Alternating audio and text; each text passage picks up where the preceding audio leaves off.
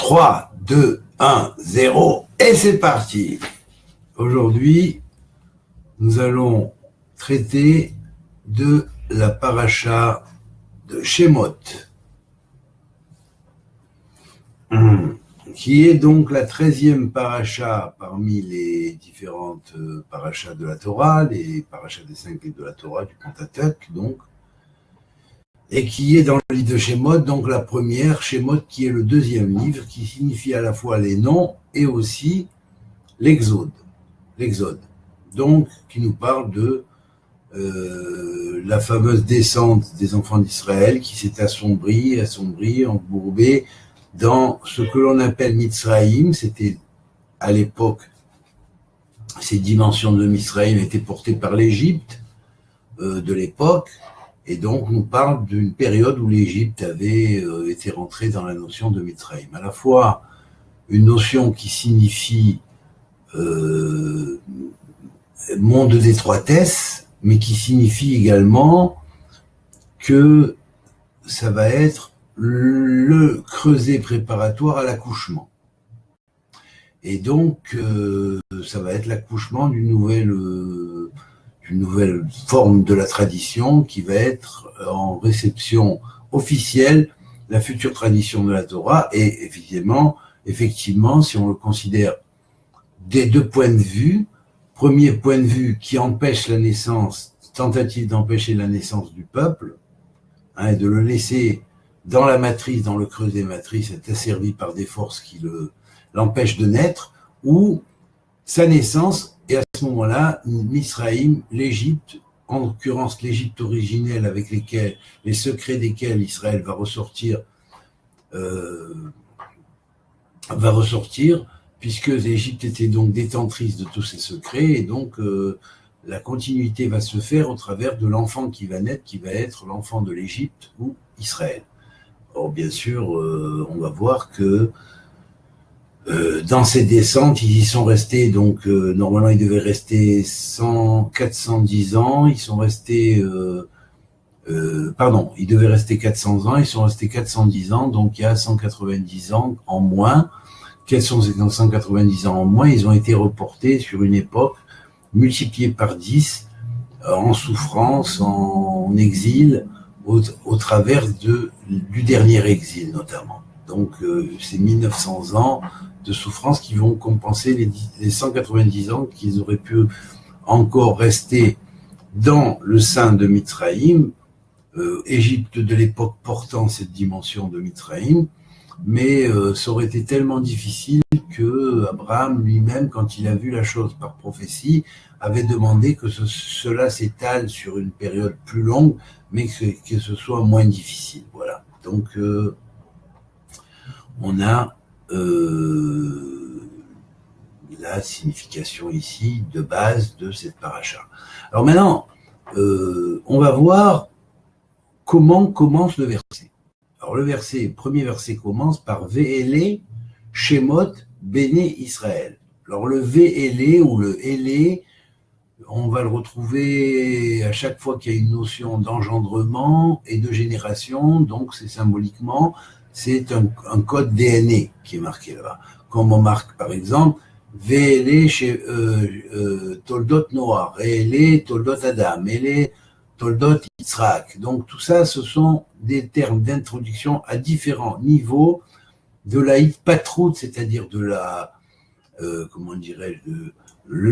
l'ouverture, si on pourrait dire, de l'ADN. Et on voit que là, ici, dans Ve'ele Shemot Béné Israël, on va voir comment va être s'ouvrir l'ADN des enfants d'Israël après ce passage au travers de l'Égypte, et c'est sur ce premier terme déjà que la Torah met l'accent.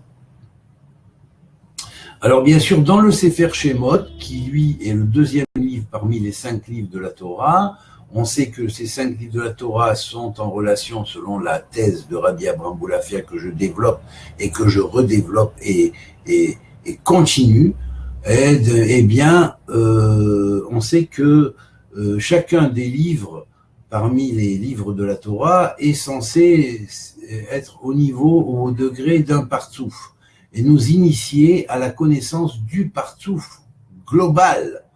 Bon, alors si le premier livre de Bereshit contient un certain nombre de parachiotes, de sections, contenait un certain nombre de sections qui nous enseignaient au niveau du premier partsouf de Harir la progression des partsoufim, des 12 partsoufim, c'est-à-dire l'établissement des 12 partsoufim. Ce sont des partsoufim qui viennent dans le partsouf général de Harir, c'est-à-dire le long visage. Maintenant, quand on s'adonne à l'étude de Shemot, on rentre dans un autre partsouf qui est le partsouf de Abba, le père. Donc le père étant lié au monde de Hatzilut, on parle ici du monde de Hatzilut. Vous voyez ? C'est pour ça qu'on dit bien, il faut connaître le Sod avant le pshat, parce que le pshat, il doit être reposé d'abord sur le Sod. C'est d'ailleurs le secret de Sfarad. Sfarad signifie, contient les lettres de Pardes, simplement le samer du Sod est au début. Alors ça veut dire quoi? D'abord on commence par le samer du Sod, on étudie la base, la structure du Sod, on fait reposer la Torah dessus, même dans son pshat, même dans son sens simple, on cherche le sens simple, venant après le Sod, et ensuite on passe au Remez, au Drash, et après on va avoir un nouveau Sod qui va reformer le mot Pardes, on pourrait dire Sepharadetz. Vous voyez, les Séfarades, les Espagnols, la Kabbale est née en Espagne d'une manière officielle et historique, donc c'est pas pour rien, c'est le grand secret de l'âge d'or espagnol, de la Kabbale espagnole et de son dévoilement. Alors bien sûr, on va voir que le Pardes, lorsqu'il va s'agencer, avec le Samer à la fin, le Samer à la fin va signifier le Sod à Sod, c'est-à-dire le secret des secrets. Donc on commence d'abord par le sens secret ou les petits mystères, puis des petits mystères, on va apprendre le sens simple, basique, pour le transmettre, puis le sens midrashique ou allégorique, agadique, ou on pourrait dire mythologique pour le transmettre, puis le sens, disons, donc secret des secrets qui va venir à la fin et qui lui va représenter le mystère des mystères ou l'initiation au mystère. C'est comme ça qu'on procède normalement. Maintenant, il y en a qui veulent procéder autrement, c'est leur problème. Voilà. C'est leur problème.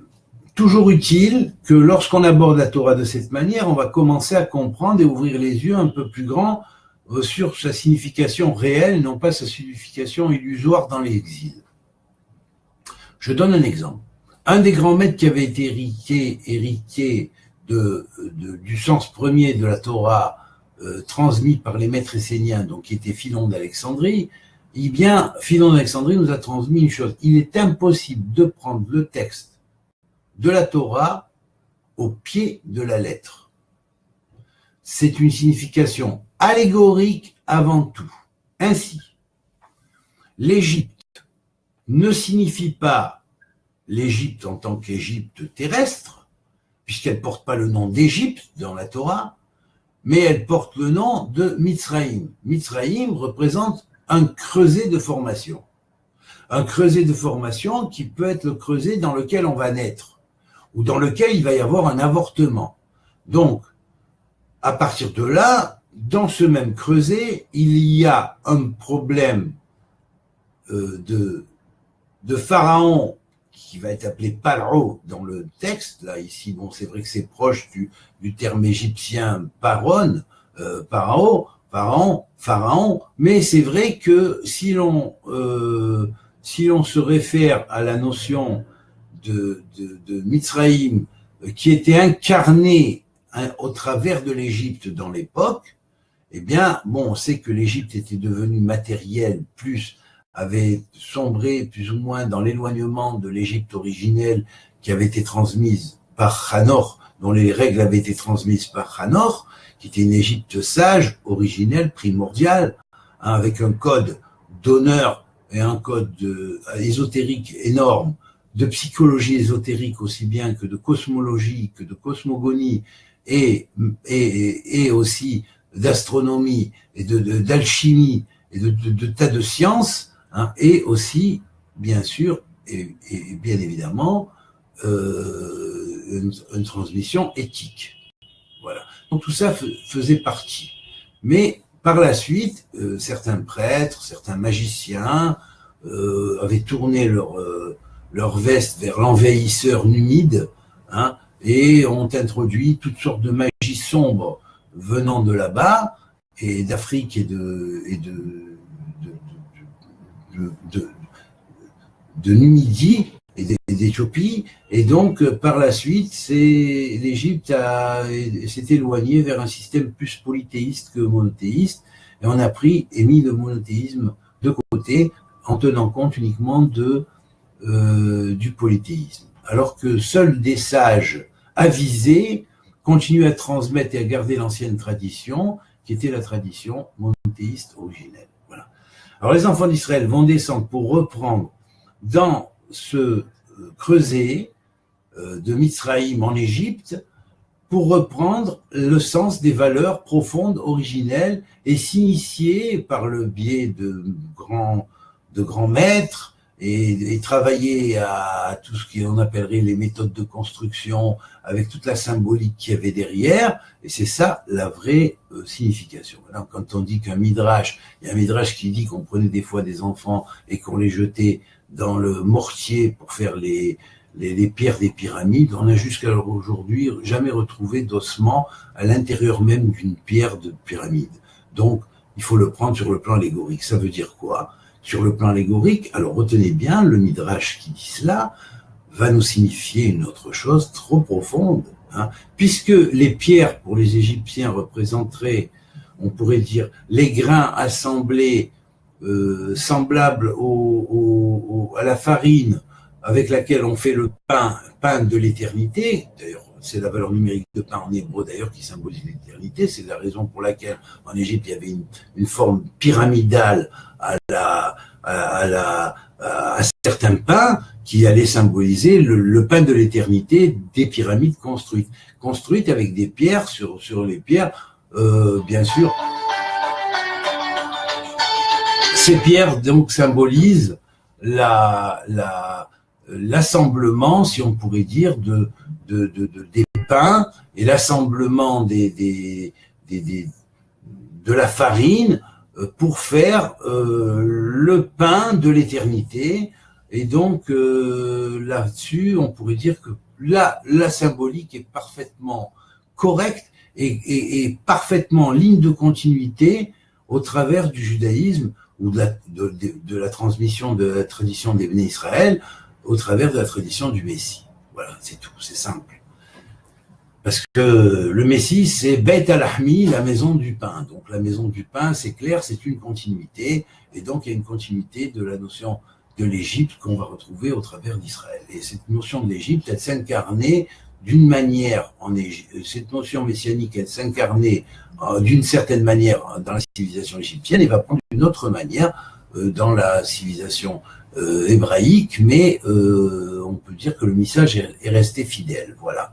Donc maintenant, on va aborder la notion de Mitzraïma. Alors on voit que le premier verset dit Ve'ele shemot bene Israël ba'im Mitzraïma et Yaakov ish beto ba'u.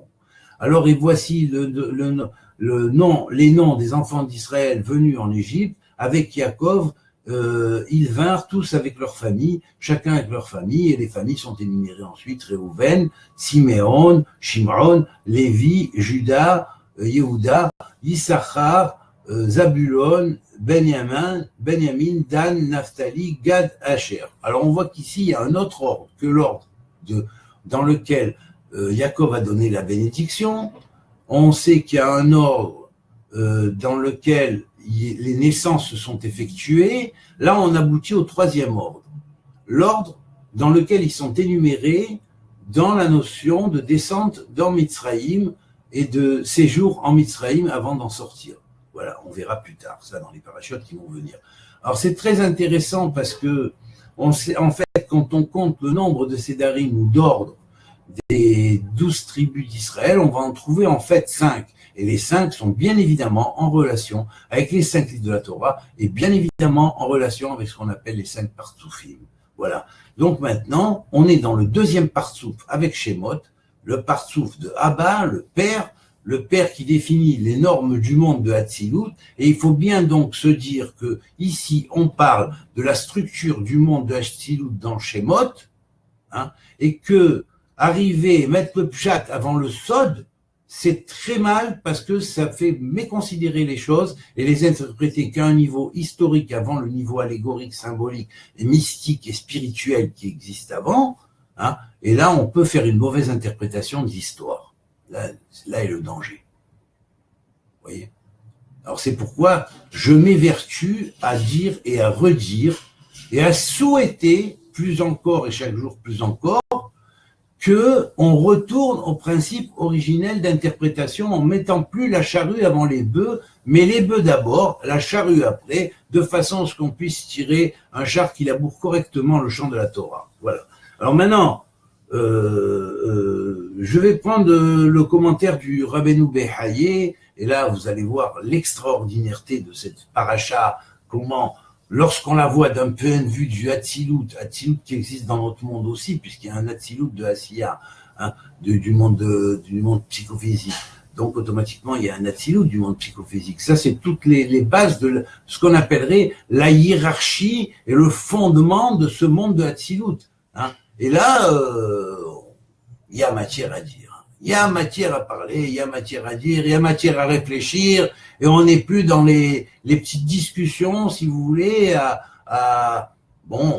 qui ont leur valeur, mais qui sont, par rapport à ça, c'est comme si on comparait une goutte d'eau avec l'océan. Et là, je vais vous ouvrir sur l'océan. Alors, bien sûr, et les Shemot Béni Israël, Habaim Mitzrayma, qui sont venus en Égypte. Habaim Mitzrayma, qui sont venus en Égypte, peut vouloir dire aussi qui viendront en Égypte.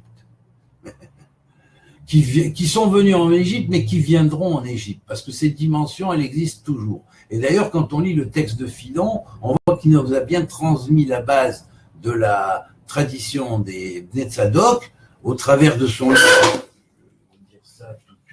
Si vous voulez vous le procurer, et un grand bien vous fasse, hein, Code d'Éthérius, hein, Code d'Éthérius, il explique là-bas la symbolique de base de la structure tanachique, et donc c'est dans la continuité de Philon, de Rabbi Abraham Boulafia, et de ce qui était à l'intervalle entre l'un et l'autre, tel que Ibn Ezra, tel que Rabbi Shlomo Ibn Gabirol, ils ont tous été contestés. Hein. C'est pas pour rien. Hein. Ou tel que, si on va un peu plus loin, un peu avant, donc on a Ibn Ezra, vous voyez, le kabbaliste. Ibn Ezra, qui était kabbaliste astrologue, l'astrologie très contestée aujourd'hui dans le judaïsme, gros problème d'ailleurs qu'elle soit contestée, parce qu'en fait elle fait partie du corps de la tradition, et même un grand corps de tradition, d'autant plus que ceux qui étudient le Harizal aujourd'hui étudient le Harizal, mais ils ont oublié de lire que dans la Hakdama, il dit que ce sera incompréhensible, et c'est faire une erreur, que d'aborder ces livres avant d'avoir étudié Chokhmat Atrona, c'est-à-dire la sagesse astronomique, astrologique et toutes les sciences astrales et cosmologiques, parce que sinon ils comprendront pas forcément correctement ce qui est dit en ce qui concerne le monde des sphirotes. Alors messieurs les adeptes du Harizal, remettez-vous d'abord à l'étude de Ibn Ezra, et puis vous comprendrez. Et puis n'oubliez pas que Ibn Ezra, c'était comme le Gilgoul, il est revenu en Gilgoul chez Abou Lafia, qui en témoigne, Rabbi Abraham Boulafia, et n'oubliez pas que 80%, ou près disons 70% des bases de tout le Shmona Shearim repose sur des enseignements transmis par la Kabbalah de Rabbi Abraham Boulafia, appuyés sur celle de Ibn Ezra, qui était avant. Voilà. Donc, redécryptons-la maintenant, et redécryptons les choses, et remettons les pendules à l'heure, messieurs. Voilà, je dis ça parce qu'il y en a quelques-uns qui, des fois, font les récalcitrants, alors qu'ils n'ont pas raison de l'être, ils n'ont qu'à demander et on leur explique.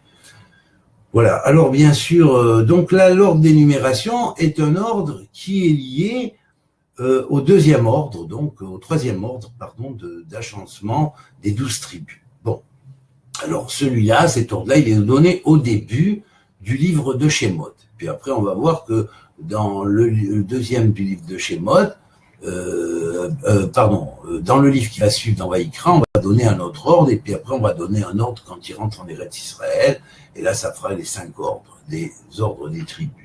Ce qui fait qu'en fait 5 fois 12 fait 60, hein, et c'est pas pour rien qu'il y a 60 Gibourim en Israël, qui sont reliés avec 60 Partsoufim, qui sont 5 fois 12 Partsoufim, ou 12 fois 5, pardon, Partsoufim, il y en a 5 à chaque signe. Voilà, alors comme ça, ça permet de voir les choses un peu plus clairement. Alors bon, donc Ve'ele Shemot, Bnei Israël Abaim, Mitzraïma. Alors là, très intéressant, le commentaire de Rabbeinu Behaye qui nous dit, on voit que le terme Mitzraïm est écrit des fois Mitzraïm et Mitzraïma, de la même manière, on a Shamaïm et Shamaïma. Alors étant donné que Mitzraïm avec Yud fait Gamatria Shamaïm, donc il y a une relation entre Mitzraïm, Mitzraïma, Shamaïmi, Shamaïma, ou qui est la même valeur numérique ou les mêmes lettres que Hashamaïm, les cieux. Donc on a, reprenons les termes, monde d'étroitesse, de test, de creuset de renaissance, hein, appelé Mitzraïm ou Mitzraïma. Et monde de creuset de renaissance appelé Mitzraïm ou Mitzraïma vont en parallèle avec Shamaïm, les cieux, et Shamaïma, les cieux sous une autre manière, avec un « et » à la fin qui serait une signification femelle, ou les creusets de naissance des cieux. Voilà. Et là, à partir de là, il dit, écoutez bien ce que je dis. Ça évitera à certains rabbins incultes d'aller voir mes élèves et de leur dire, oh non, on ne va pas au cours de David de Louche parce qu'il croit qu'il dit que c'est les Martiens qui ont emporté la Torah sur la terre. Quand j'ai parlé de civilisation avancée, je faisais pas allusion au film Attention, planète Mars attaque aux Martiens en tant que petits hommes verts. Ça n'a rien à voir et absolument rien à voir, monsieur le rabbin. D'accord. Je ne citerai pas son nom par pudeur, mais pour ne pas faire du lachonara ou risquer de faire retomber sur cette personne par la suite des choses semblables à celles qui m'a fait retomber, c'est pas nécessaire. Ça, c'est Hachem qui voit. Alors maintenant, bien sûr, le parallèle de Rabbeinu Behaye est simple. Il dit la notion de Mitzraïm et Mitzraïma signifie une notion de monde d'étroitesse et creuset de formation pour une naissance. Alors que Shamaïm, Shamaïma signifiera les cieux et signifiera les creusets des cieux, les creusets de formation des cieux. Donc il y aurait dans les cieux des planètes en formation dont le creuset serait d'accoucher quelque part un peuple d'Israël, d'où le fait qu'il existe un Israël cosmique, comme le dit d'ailleurs et le confirme le Zohar, puisqu'elle parle de peuple d'Israël d'en haut et de peuple d'Israël d'en bas.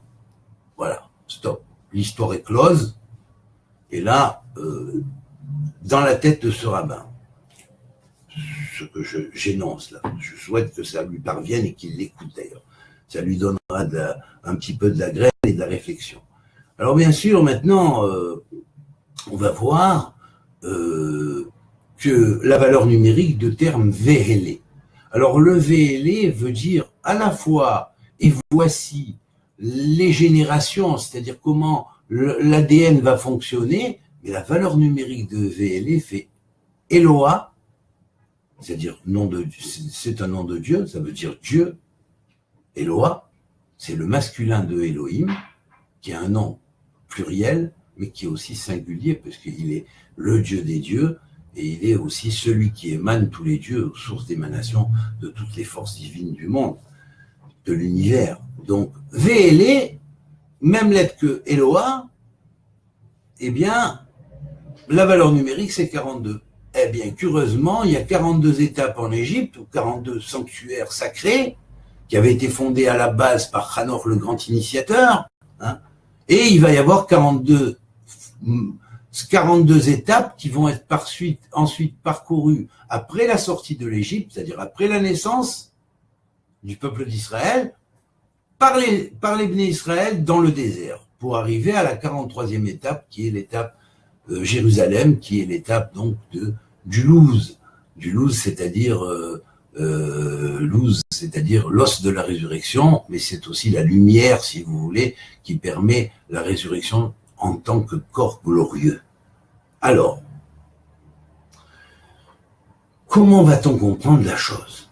On va la comprendre un peu mieux en analysant au travers du nom correspondant à 4 noms, qui est fondé par une lettre de chacun de 4 noms parmi les noms du Shaman Meforash. Alors je vous remets la table en vue.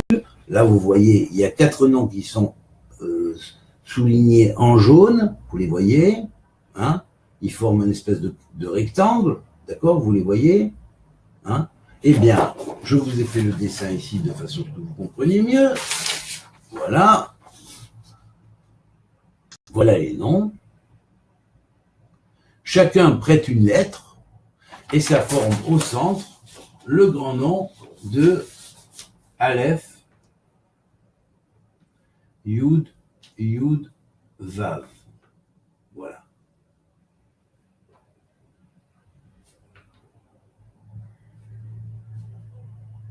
Voilà. Donc j'avais oublié de le mettre au centre, excusez-moi, et surtout de le mettre en jaune. De toute façon, ce que vous voyez mieux. Voilà. Voilà. Alors, on va analyser ça. Alors.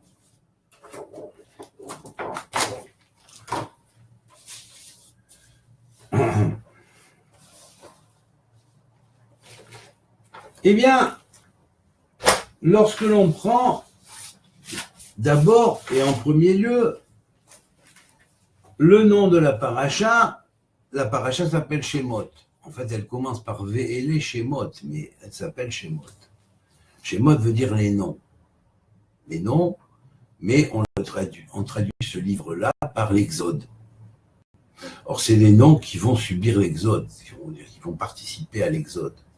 Alors, voyez, quand vous prenez le terme Shemot, on voit que Shemot, mais il y a la racine Shem, qui est Shamaim, qui est la racine des cieux. Vous voyez? Et là, bien évidemment, lorsqu'on prend Mitzraïm, qu'on sait que Mitzraïm avec un Yud est égal à cieux, Shamaim, eh bien on comprend qu'en fait le pharaon, qui faisait que lorsqu'on permute les lettres, nous avons Eafar, qui veut dire la poussière, était dans le monde de la poussière d'en bas, hein, ce qui allait représenter la hiérarchie d'en haut, venue s'incarner sur terre. D'où le fait que les pharaons en Égypte avaient des cartouches, c'est-à-dire des espèces de chaînes plus ou moins grands, comme ça, en forme de rectangle, arrondis sur les deux. C'est comme si on mettait 2 parenthèses, on tirait un trait en haut et un trait en bas de la parenthèse, et donc ça s'appelait les cartouches. Et là, c'était là qu'on marquait les noms des pharaons qui régnaient dans les cieux symboliquement et qui régnaient donc sur terre. Et le cartouche était pour symboliser le règne de ciel incarné sur terre. Et la chose que la tradition hébraïque va traduire en 2 mots, hein, tout simple, à Mitzraïm avec Yud égale Shamaim. Il faut mettre le Yud en plus. Voilà, c'est important. Il faut rajouter un Yud à la manière dont on l'écrit. C'est-à-dire les cieux de l'étroitesse, quand ils ont reçu la graine, ils sont en relation avec Shamaim. Et le pharaon symbolise, incarné dans le monde de la poussière ou de la terre, celui qui est revêtu du pouvoir du ciel. Et c'est logique. C'est pour ça que ça se dit Paro. Paro, ça peut se dire aussi la parole de Ré, qui peut être à la fois le rouet du ciel et le soleil. Le rouet du ciel, c'est-à-dire le berger du ciel ou le soleil. Voilà. Et donc, on comprend, dans l'Égypte originelle, dans la signification de l'Égypte originelle, que le pharaon venait incarner celui qui amenait les âmes, de par l'exemple qu'il donnait au peuple, à remonter vers la divinité, et vers le ciel. Mais chose que Pharaon n'a pas incarné. Le pharaon de cette génération d'Égypte n'avait pas incarné.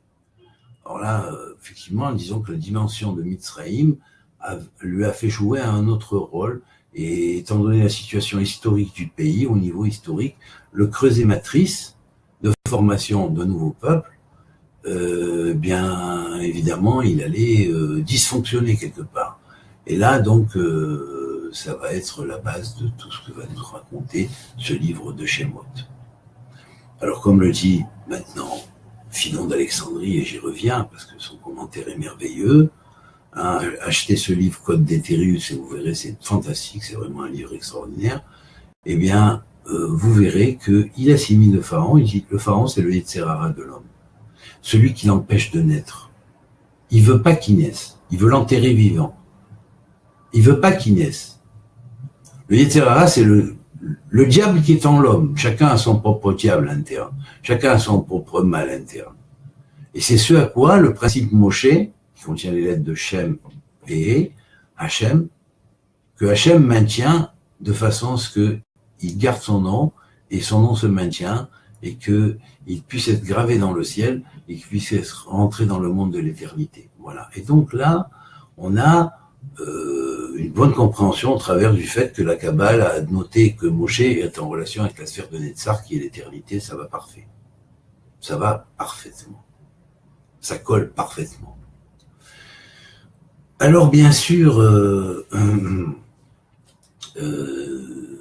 lorsqu'on prend maintenant ce nom, regardez maintenant comment ce nom est la grande clé de tout ce que va nous enseigner la paracha, et je vous laisse la lire avec ses commentaires, et surtout au travers de Elimouk, pour ceux qui disent qu'en français. Les autres, bon, ben, ils ont des tas de variétés avec des tas de livres, et je vous conseille notamment Marchof à la Havane, avec le commentaire de Rabbi Yaakov Abu Hassera, qui est top niveau, ou même le commentaire du Harizal sur la Torah, ou le commentaire de Rabbi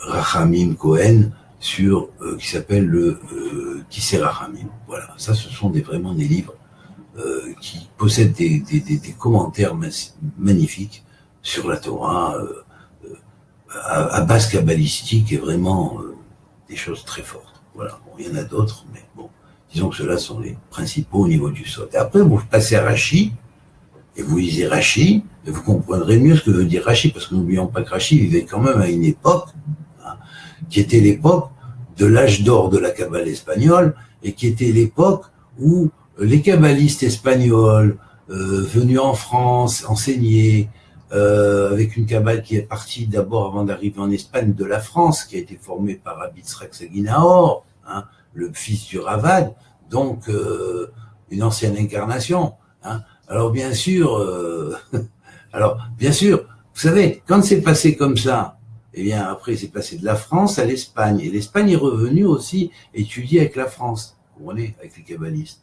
Et ils ont beaucoup travaillé en accord avec les alchimistes, vous voyez.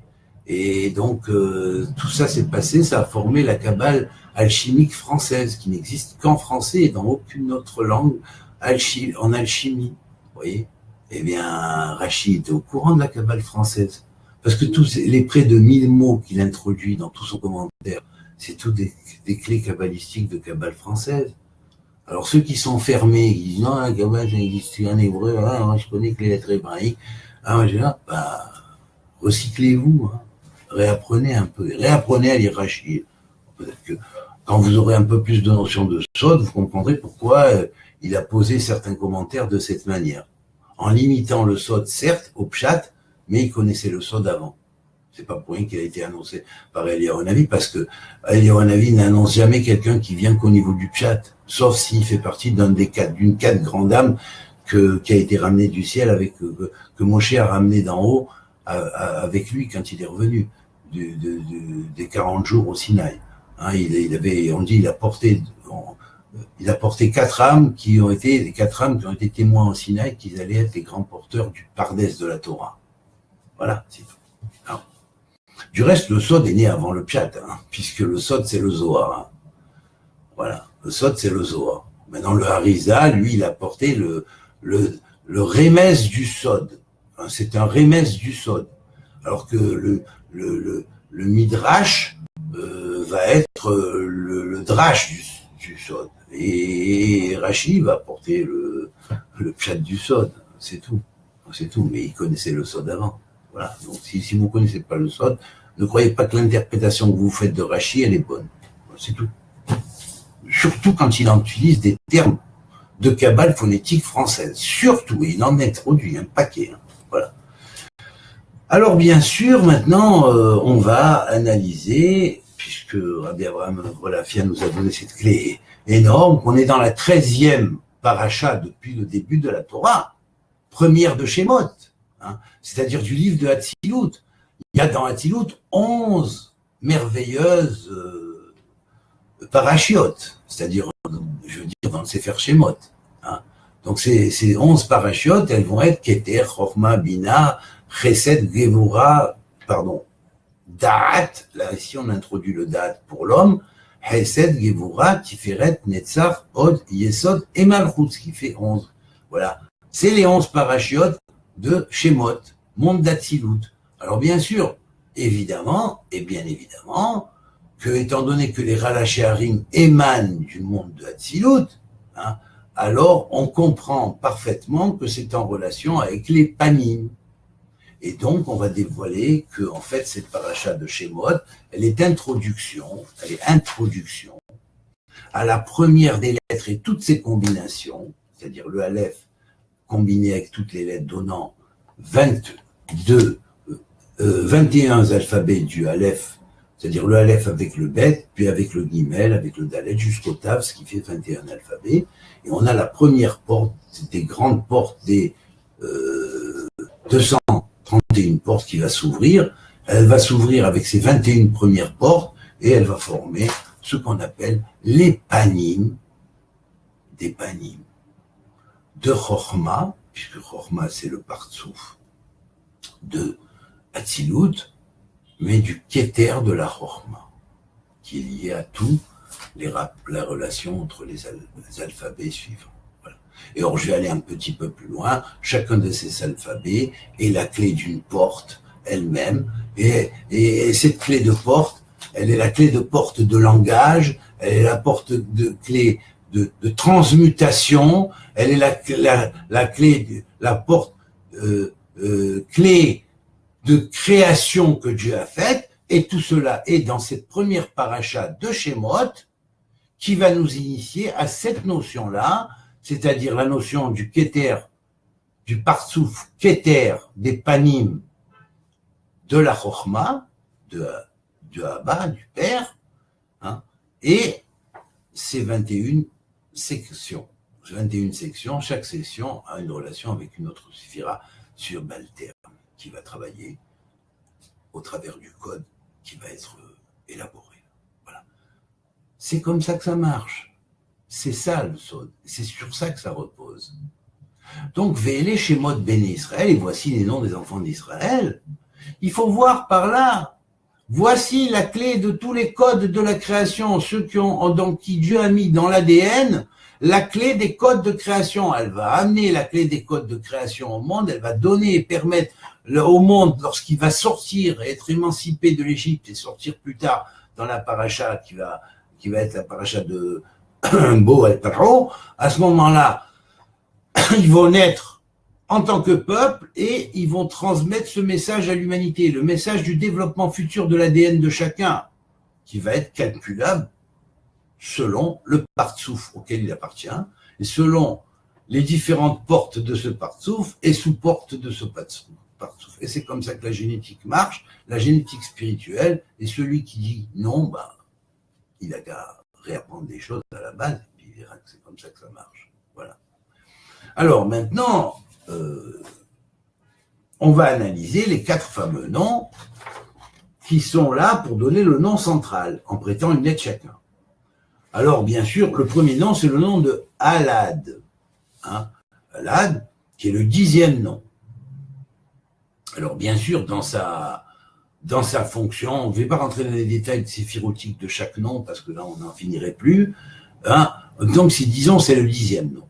Voilà, on ne va pas aller plus loin, je ne vais pas développer plus. Mais disons que c'est un nom qui engendre.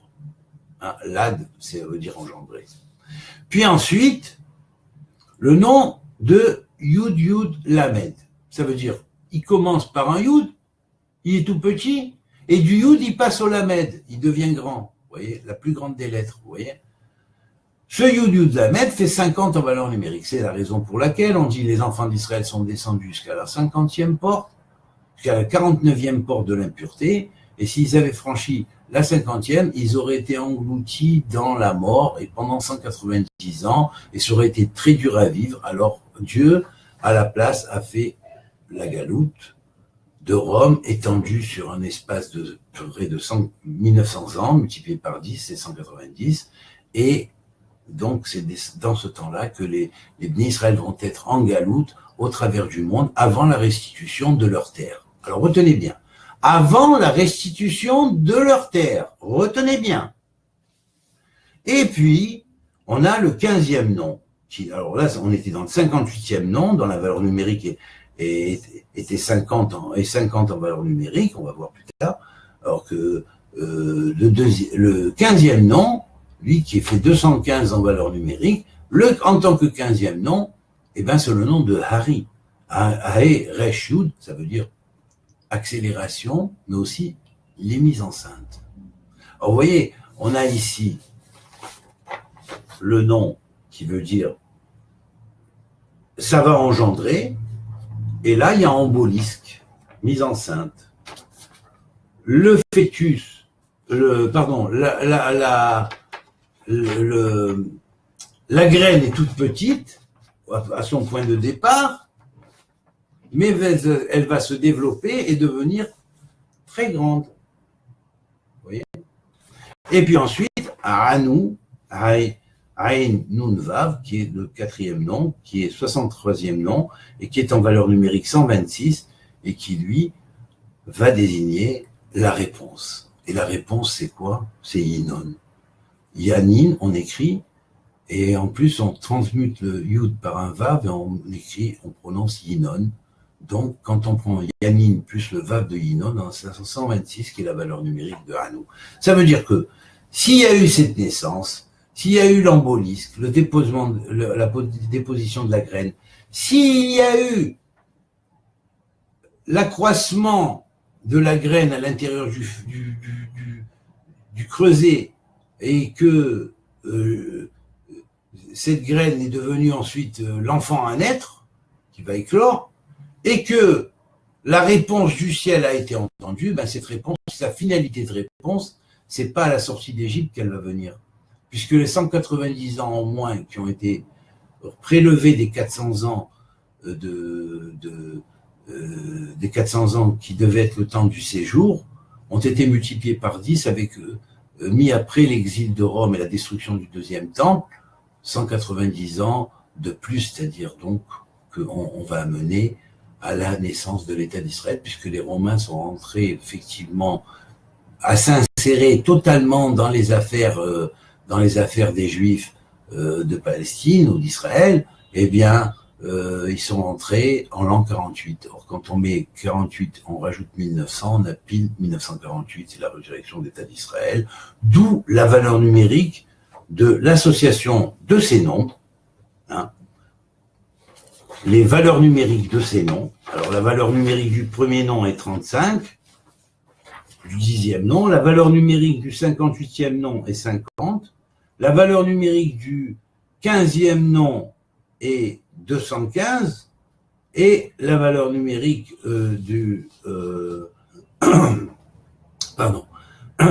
excusez-moi, et la valeur numérique du dernier nom est 126. Et voilà. Et là, on a la valeur numérique de cours, hein. J'ai gardé 15 ici au lieu de 215, pour une raison très profonde, et parce que en fait c'est vrai que c'est relié avec le cours, et le but c'est quoi? C'est de retourner en Israël, et retourner en Israël c'est le point du cours. Et quand on le traduit à propos de la fin des temps, eh bien on a effectivement la notion de rentrer en Eretz Israël après 190 ans multiplié par 10, qui fait 1900 ans. Voilà. Donc en fait, si on veut trouver la véritable valeur, eh bien on met 426. Alors il faut rajouter 200 en se basant sur l'association des valeurs numériques uniquement de tous les 4 noms, eh bien on a 200 en plus. Dans 200 en plus, c'est Haketz. Haketz. Haketz à cours.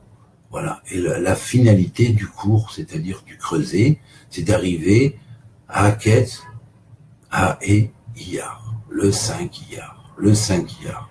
La finalité de ce creuset, c'est formé pour arriver à la finalité du 5 Iyar. Voilà. Et là, on a effectivement la valeur numérique de Haketz à court.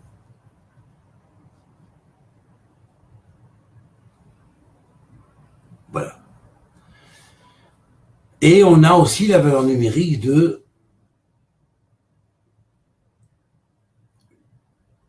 Tsaphon, qui est le secret relié au nom de Dieu qu'on appelle en pyramide, la pyramide de Elohim, où on écrit Aleph, Aleph Lamed, Aleph Lamed He, Aleph Lamed He Yud, Aleph Lamed He Yud même, qui est la pyramide d'Elohim, qui va représenter la tête du Tsaphon, c'est-à-dire la tête du taureau aussi, qui est le taureau qui est relié au Tsaphon, va symboliser la renaissance de l'État d'Israël au point, le 5 Iyar. Voilà. Et là, on a toute la confirmation de toute l'histoire au travers rien que de cette paracha, d'introduction, voyez, d'introduction. Alors maintenant, quand on fait l'association des nombres qui sont les nombres de, comment dirais-je, qui sont les nombres de,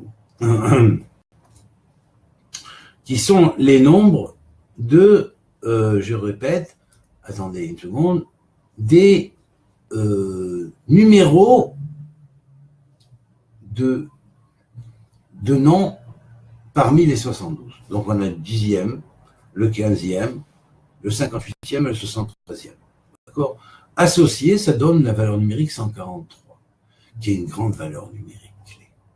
Parce que Moïse, quand il a voulu sortir le peuple d'Israël d'Égypte, qu'il a demandé à Dieu, mais comment je vais m'adresser à eux?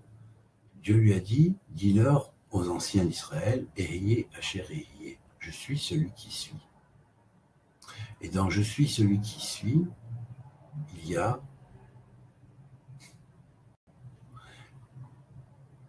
en valeur numérique pleine, si on écrit Ehiyé en valeur numérique pleine, eh bien, on peut trouver 3 valeurs numériques.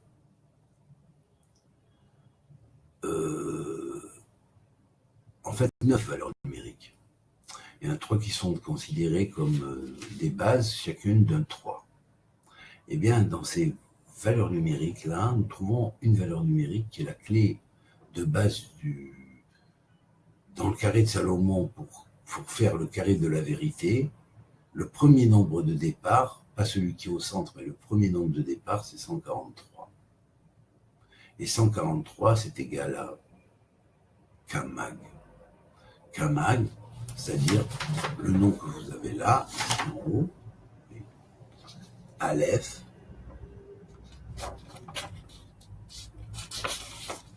après He, attendez une seconde, ensuite He, ensuite Yud, et après He. Vous voyez, écrit de cette manière. Aleph Lamed P, 111, He Aleph, 6, Yod Vav Dalet 20, et Aleph 6 égale en valeur numérique 143. Kamag, qui est la valeur numérique aussi de Yamim et de Gil. Yamim et Gil, ça veut dire à la fois le temps, Gil c'est le temps, et Yamim c'est les jours. Donc il faut que ça aboutisse au jour et au temps.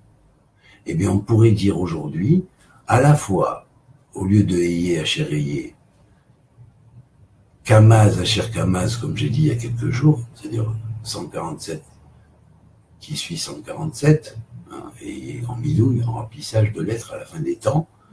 Et puis, on peut dire aussi Kamag Asher Kamag. Kamag Asher Kamag voudrait dire Kelim Luz, c'est-à-dire les récipients du Luz.